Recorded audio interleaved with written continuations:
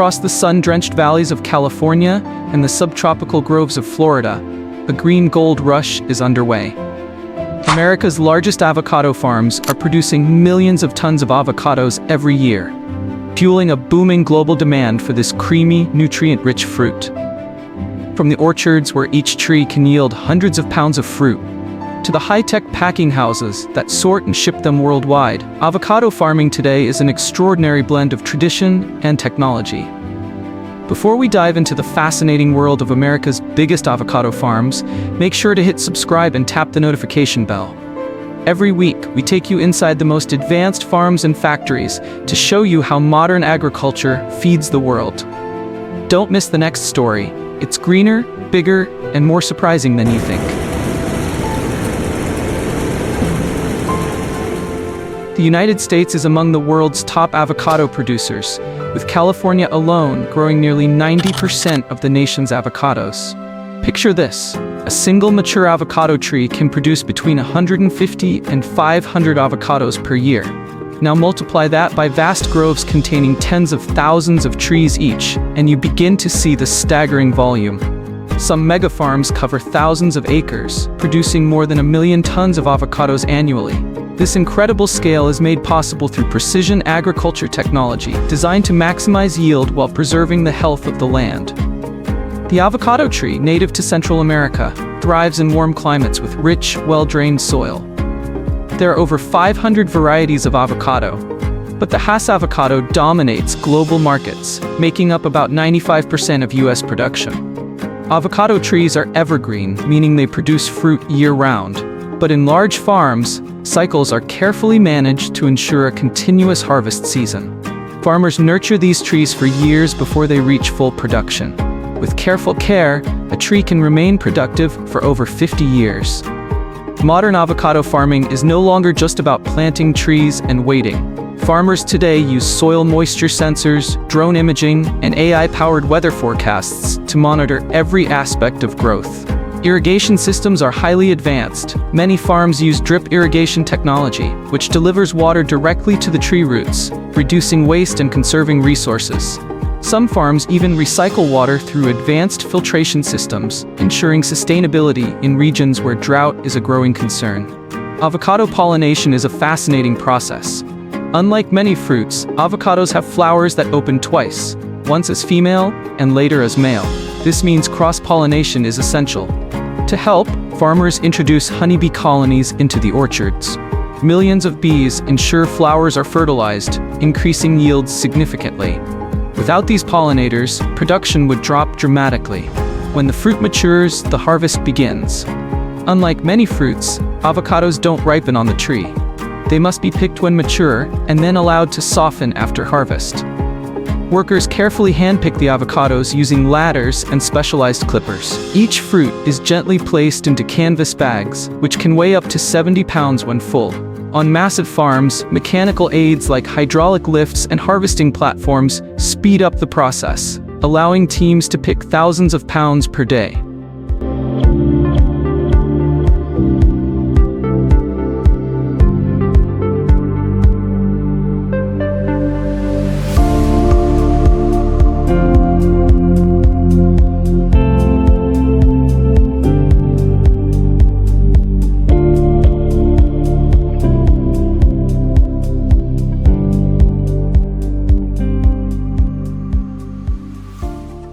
Once picked, avocados are quickly transported to the packing facility. Time is critical. The faster they are processed, the better the quality for consumers. Trucks deliver crates of freshly harvested avocados to large cooling rooms, where the temperature is dropped to 40 to 50 degrees Fahrenheit to slow ripening. This ensures the fruit stays fresh through sorting, packaging, and shipping.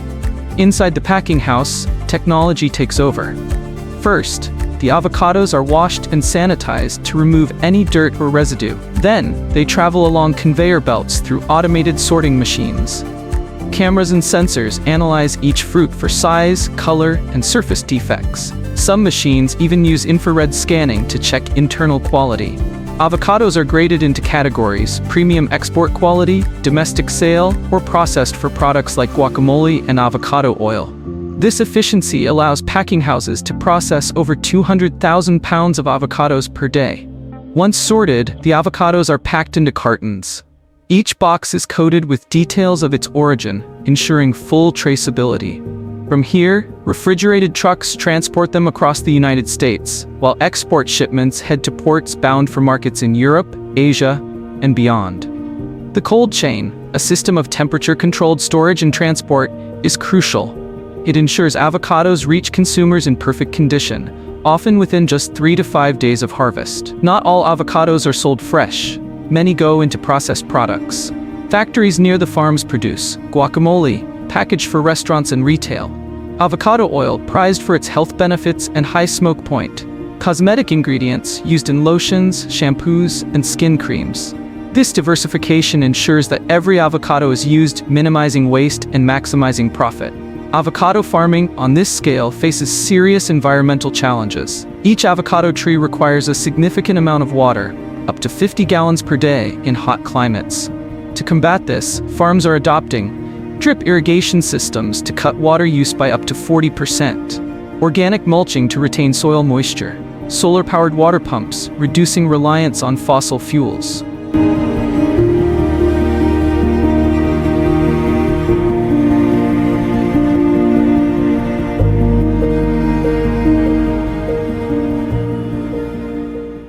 Sustainability is not just a buzzword, it's a necessity for the future of avocado farming. Avocados are now a multi-billion-dollar industry in the United States. They support tens of thousands of jobs, from farm workers and truck drivers to food scientists and export managers. American-grown avocados feed not only domestic markets, but also consumers worldwide, making the U.S. a key player in global food security. What does the future hold? Researchers are experimenting with drought-resistant avocado varieties, robotic harvesting systems, and AI-powered pest detection. The goal is clear: to produce more avocados, more sustainably, with less environmental impact. As technology continues to evolve, America's mega avocado farms will remain at the forefront of agricultural innovation. For millions of Americans, the day doesn't truly begin until they've poured a cold glass of orange juice. That first sip, bright, tangy, and full of flavor, feels like bottled sunshine. And more often than not, that bottle carries one familiar name: Tropicana. It's more than just juice. It's a ritual, a comfort, a moment of quiet before the rush of the day. But behind that moment lies a world most people never see: a finely tuned system of agriculture, science, and technology working together to bring that taste to your table, year after year. In this documentary, we'll peel back the label and uncover Tropicana's full journey, from sun-drenched orchards to ultra-modern bottling lines. Because when you truly understand how your orange juice is made, each sip tastes a little sweeter. The story of Tropicana begins not with a machine or a factory, but with a man, a dream, and a crate of fruit. In 1947, Anthony T. Rossi, a Sicilian immigrant, arrived in Florida with a simple but ambitious vision: to make high-quality fruit accessible to people across America. He started by selling gift boxes filled with fresh Florida citrus, hand-packed with care and shipped to customers up north. But Rossi soon realized that shipping whole fruit was expensive and inefficient, and not everyone had the time or tools to squeeze their own juice. That's when inspiration struck. What if he could bottle the fresh taste of Florida sunshine? But early efforts faced a major challenge: shelf life. Fresh juice spoiled quickly, and traditional pasteurization techniques damaged the flavor. Undeterred, Rossi worked with food scientists to pioneer flash pasteurization, a breakthrough method that rapidly heats and cools juice to kill bacteria while preserving taste.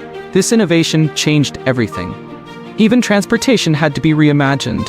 Rossi retrofitted rail cars with refrigeration units, ensuring the juice stayed cold and fresh from the groves of Florida to breakfast tables in New York.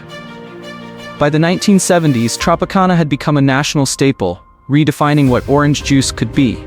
Today, that spirit of innovation still drives the brand, rooted in Rossi's belief that real juice, honestly made, could brighten everyday life. What began in a small Florida packing house has grown into an icon, one bottle at a time.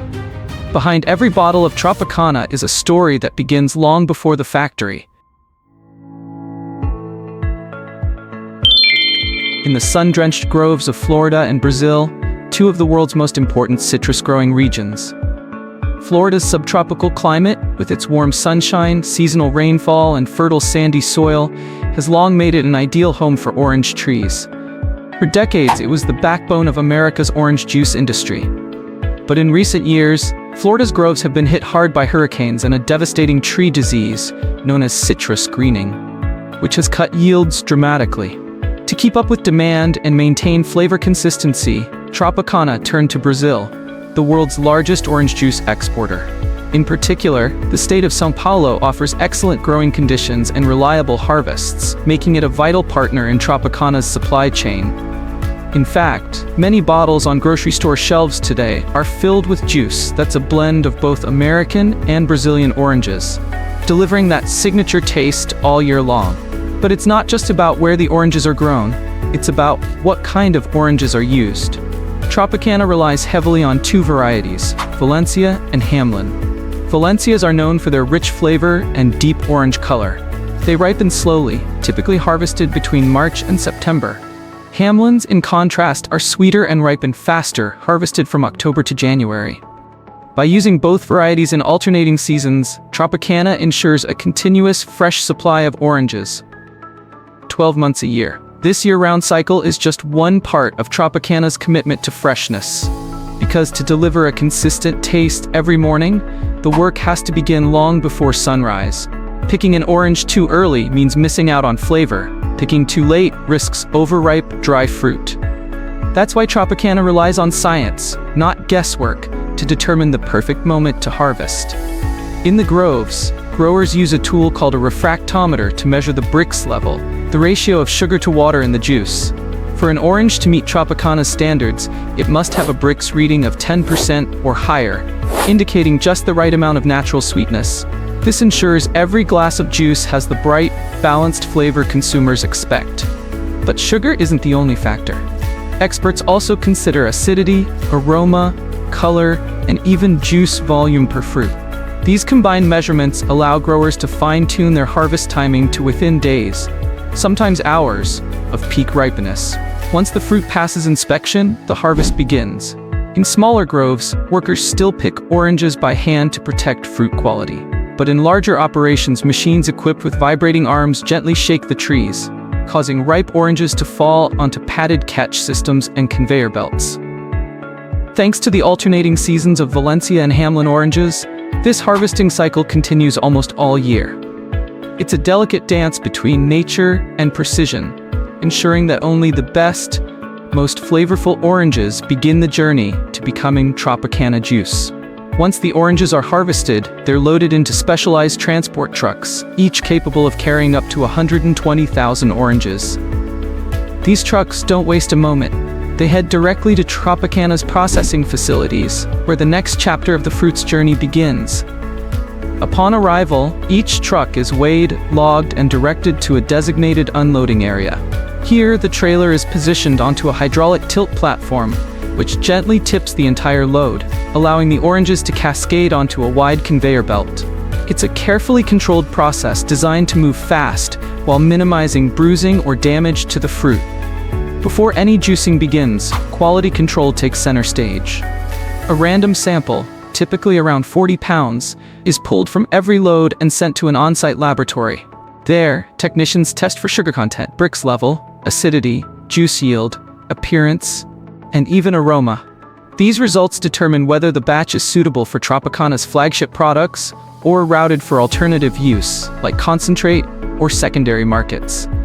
Once approved, the oranges are rinsed in a water and alkaline solution to remove dirt, dust, and natural residues. They then pass over spinning brushes for a thorough scrub.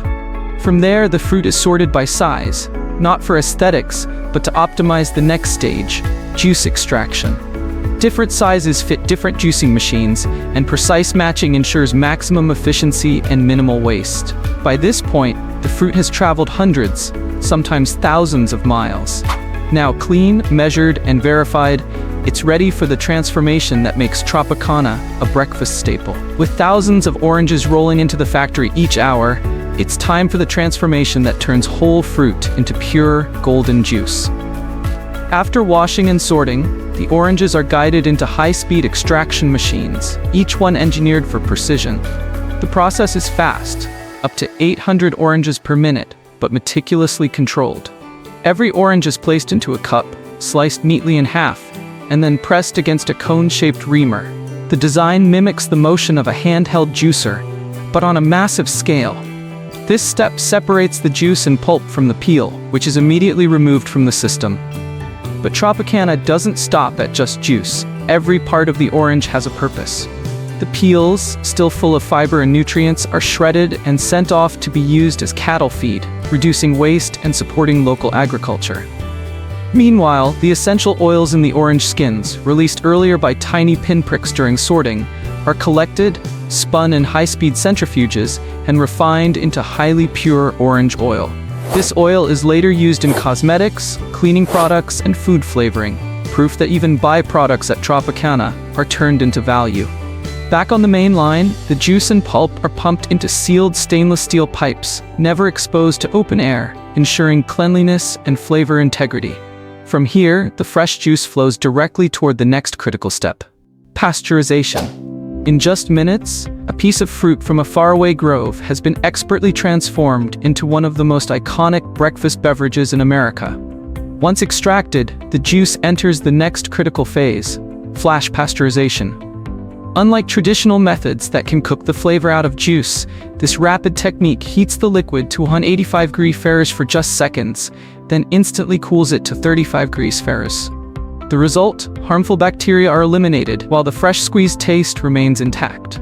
Pasteurized juice is then transferred into massive refrigerated tanks, each capable of holding up to 1 million gallons. In this controlled environment, the juice stays fresh for months, sometimes up to 2 years, with minimal flavor degradation. Before bottling, lab technicians test each batch for bricks, acidity, color, and taste, ensuring only the best makes it to store shelves. Not everyone agrees on pulp, and Tropicana knows it. That's why they've made Pulp Control a science. The pulp, collected during extraction, is stored separately and later blended back into the juice based on preference. No pulp? Some pulp? Lots of pulp. Precision mixing ensures a consistent texture so each sip matches exactly what's on the label. It's all about giving consumers control without compromising quality. Now ready for the final step, the juice enters a fully automated bottling line. Heated plastic preforms are blown into bottle shape, rinsed, and sterilized. Juice is filled in 2 stages to prevent foaming, capped in seconds, and scanned for leaks or defects. Finally, bottles are labeled, shrink-wrapped, and stacked onto pallets, then loaded onto refrigerated trucks, on their way to breakfast tables across the country.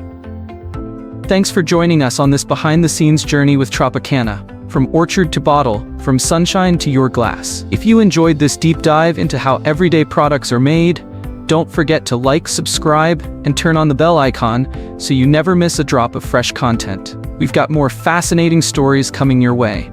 From food to factories, from farm to fork, stay curious, stay refreshed, and we'll see you next time on Made Vision.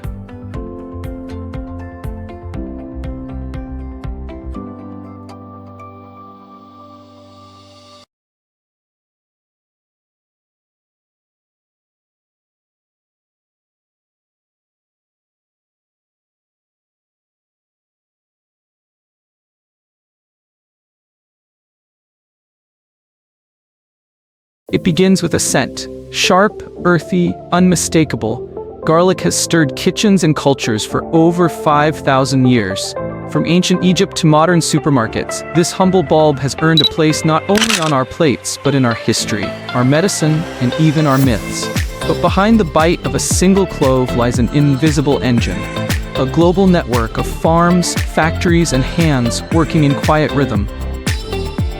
Every year, over 30 million tons of garlic are grown, pulled from the soil, and shaped into products that feed billions. Before we dive into the world of garlic farming, don't forget to hit subscribe and turn on the notification bell, so you never miss a journey behind the world's most fascinating foods and industries in stunning 4K quality. This is Top Discovery 4K, where everyday things are anything but ordinary.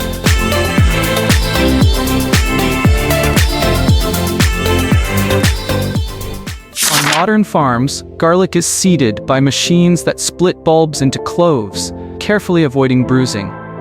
These cloves are then fed into precision planters that glide across fields, pressing each clove into fertile soil.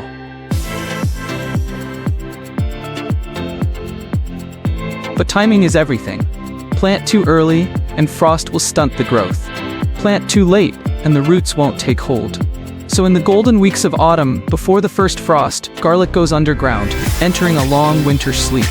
As snow falls and winds howl, garlic lies in silence. But beneath the surface, it is preparing. Each clove slowly pushes roots into the soil, building a foundation for the burst of life to come. In early spring, green shoots break through. Fields that once slept now breathe in waves of green, a signal that the growing season has begun. Farmers, meanwhile, become caretakers of a delicate ecosystem. They watch for soil pH drift, nitrogen depletion, invasive fungi, thrips that bore into young leaves. Irrigation systems hum like arteries, delivering life drop by drop. Drones and satellite data map growth patterns across vast acreages.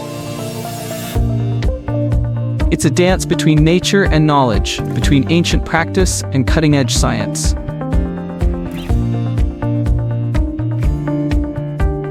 By midsummer, the garlic plant sends a signal. Its leaves begin to wither. To the untrained eye, it may look like illness.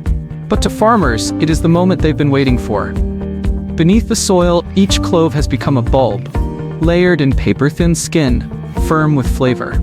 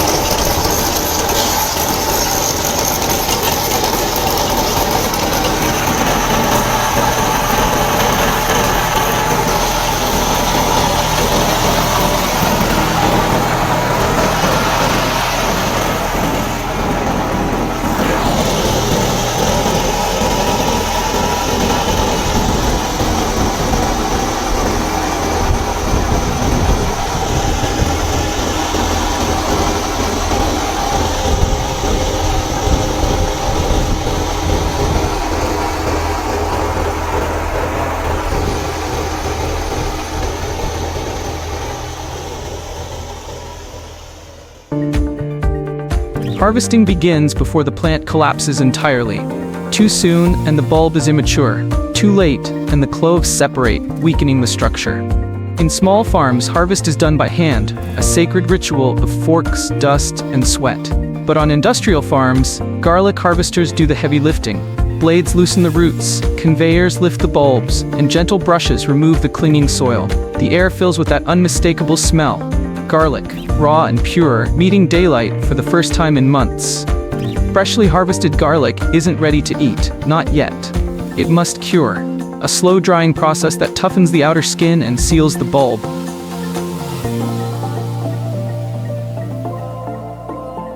In old barns and shaded sheds, garlic hangs in bundles like chandeliers of earth and sun. In modern operations, garlic is stacked in temperature-controlled curing rooms, where airflow and humidity are carefully balanced.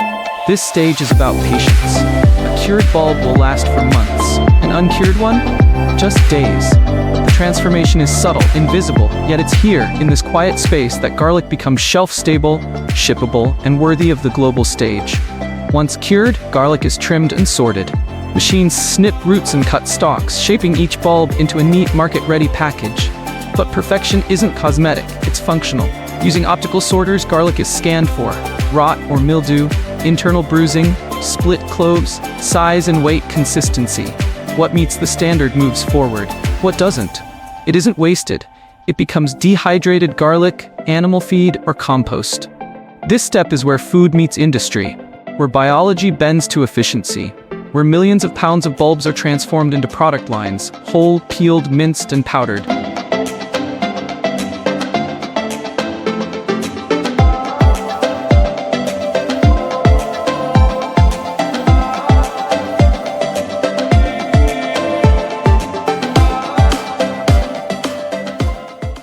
The journey forks here. Some garlic stays whole, packed into mesh bags for grocery stores and farmers markets. But much of it is destined for transformation. Peeled garlic, steamed or air-popped from its skin, then sanitized and sealed for restaurants.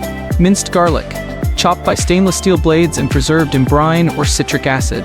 Garlic paste, pureed into smooth gold for sauces, dressings, and soups.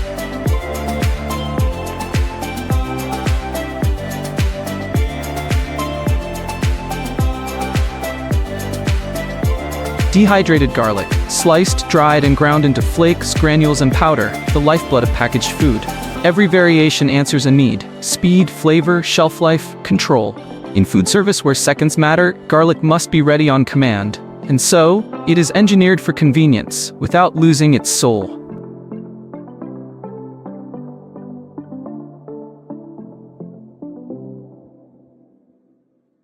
China produces more garlic than the rest of the world combined. Its Shandong province alone supplies over 80% of global exports. Yet garlic is also grown in the dry valleys of California, the river-fed plains of Argentina, the mountain farms of India, the Nile Delta of Egypt.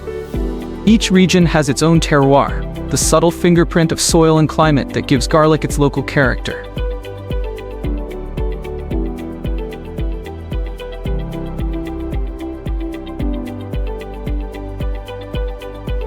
From these places, garlic is shipped in refrigerated containers, sealed sacks, or vacuum bags, crossing oceans and borders to reach your kitchen. Whether grown in Asia or America, its journey is invisible to most, yet vital to global flavor. For over 5 millennia, garlic has warded off disease, inspired legends, anchored cuisines. It was fed to pyramid builders in Egypt, prescribed by Greek physicians, feared by medieval vampires, but above all, it has fed families. Today, it's in your bread, your broth, your comfort food. A single clove holds more than flavor. It holds culture, chemistry, and connection. And now, every time you dice one open, you hold the end of a story that began in the dirt and spans the globe. Imagine this. A steaming bowl of rice sits in front of you. You lift the lid, and a soft floral aroma rises up, comforting, familiar, almost nostalgic. It's not just any rice. It's Thai jasmine rice, or, as it's known in its homeland, hom mali. But have you ever stopped to wonder how this grain, so delicate, so fragrant, makes its way from the muddy fields of Thailand to kitchens across the globe?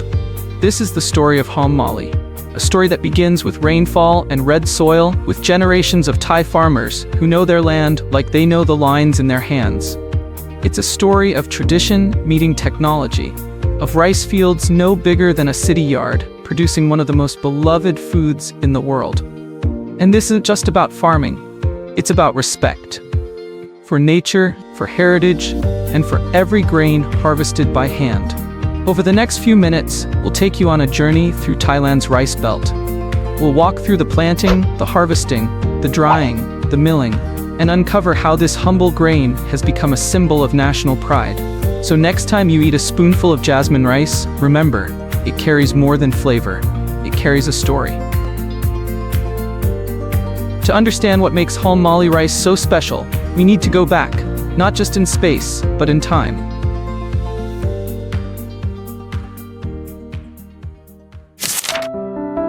Back to the northeastern region of Thailand, known as Aizan. It's here, across the red clay soil and under the monsoon skies, that hom mali rice was born. The name hom mali means jasmine fragrance.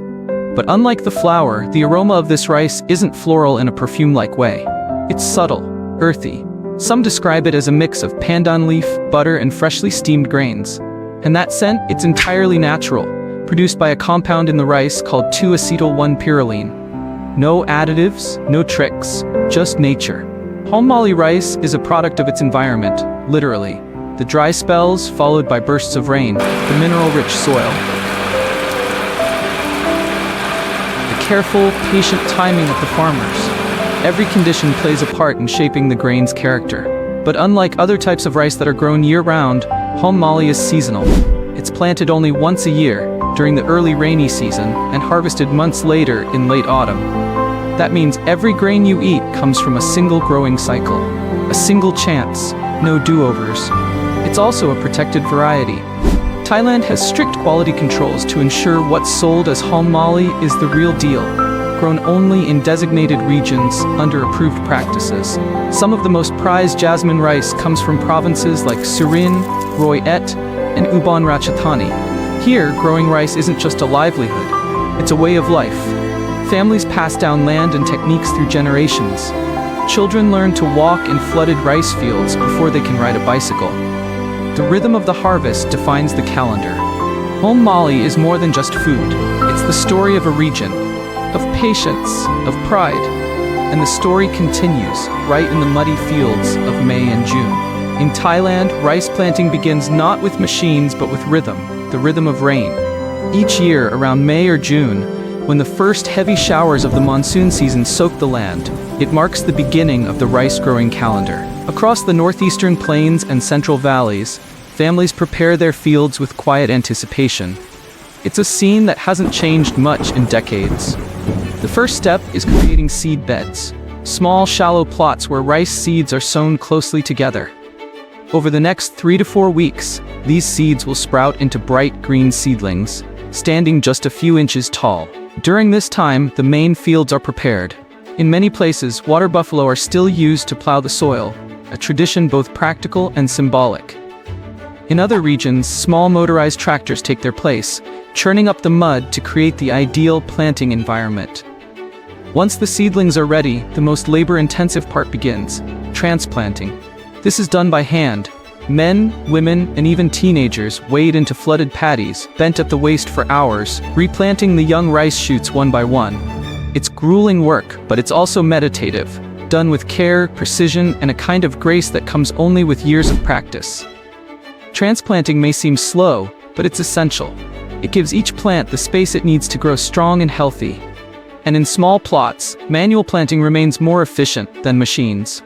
In Thailand, most rice farms are small, often no larger than a few acres.